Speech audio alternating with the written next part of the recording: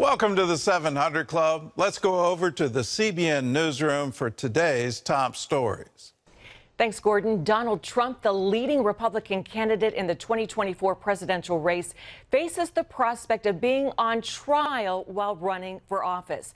Thursday, he pled not guilty to 4 charges that he attempted to overthrow the 2020 election.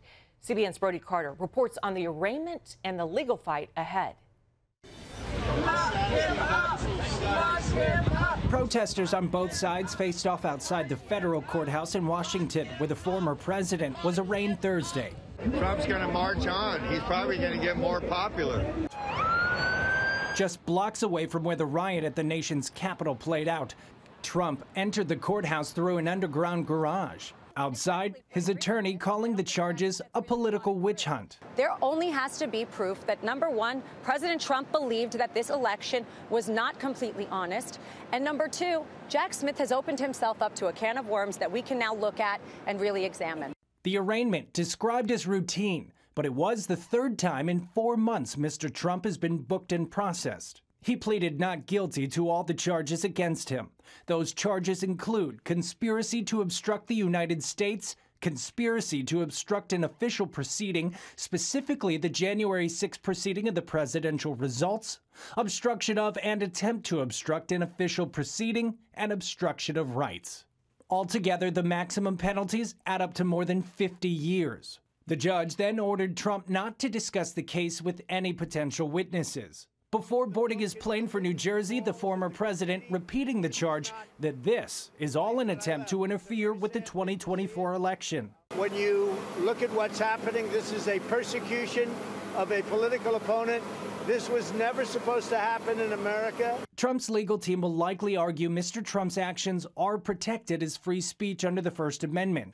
However, Dr. John Weil, Dean and Professor of Political Science at Middle Tennessee State University, tells CBN's Faith Nation that argument does not necessarily apply. Speech is protected. Action is, well, illegal action is not. One could, say it's a shame all politicians don't just drop dead. It'd be another thing to hire a hitman. The emphasis here is not on speech, it's on actions. It's on conspiracy, it's on obstruction. The next court date in this case is August 28th, 5 days after the GOP's first primary debate. Brody Carter, CBN News. Thanks, Brody. Another bombshell in Washington this week. This one involving President Biden's son, Hunter, and his former business partner, Devon Archer.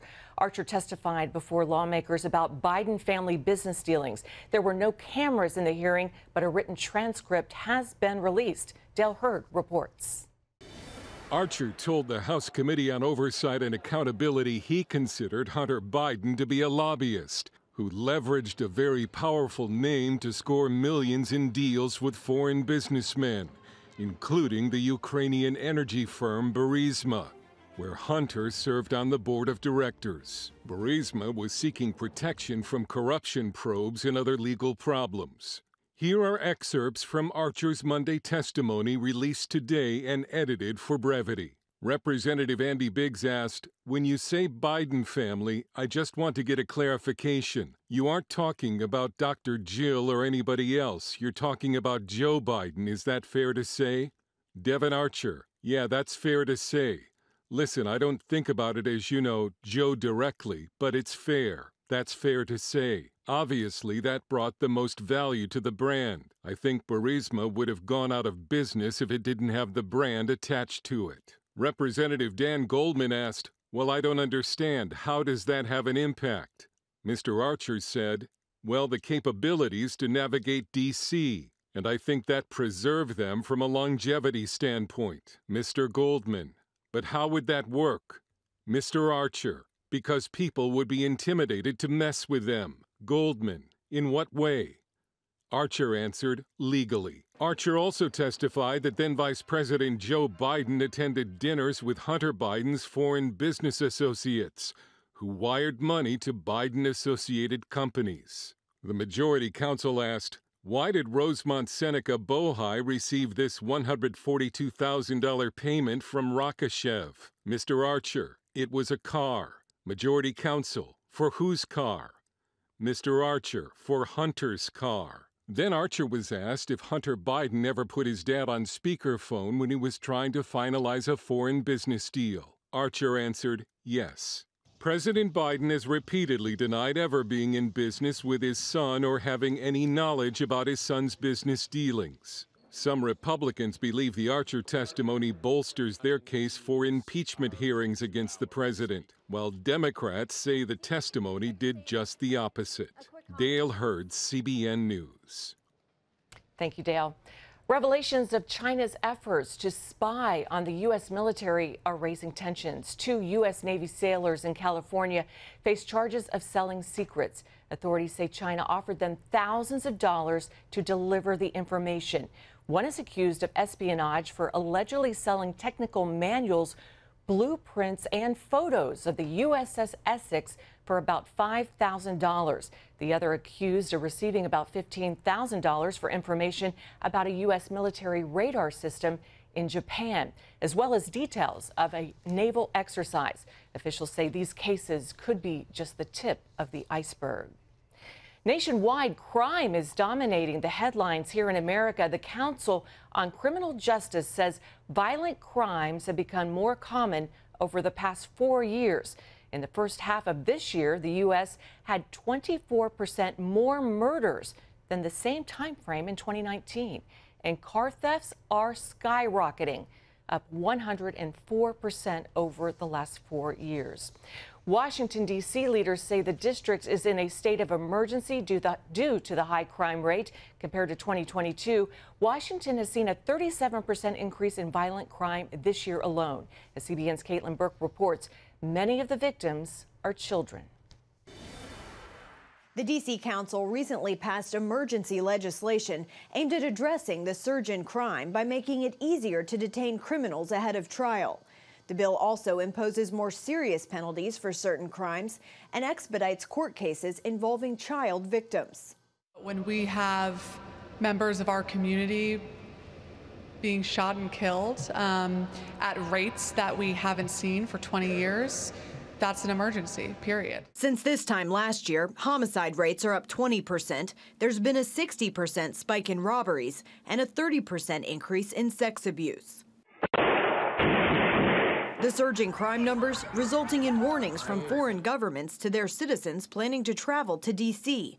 Brooke Pinto, the D.C. council member who introduced the new emergency legislation, says it will address gaps in the legal system and hold offenders accountable. Things like ensuring that people can be held pre-trial for committing crimes of violence in the adult system, making sure it's a standalone offense to discharge a firearm in the public, ensuring that our police officers are empowered to engage in a vehicular pursuit if there are public safety dictates that they must.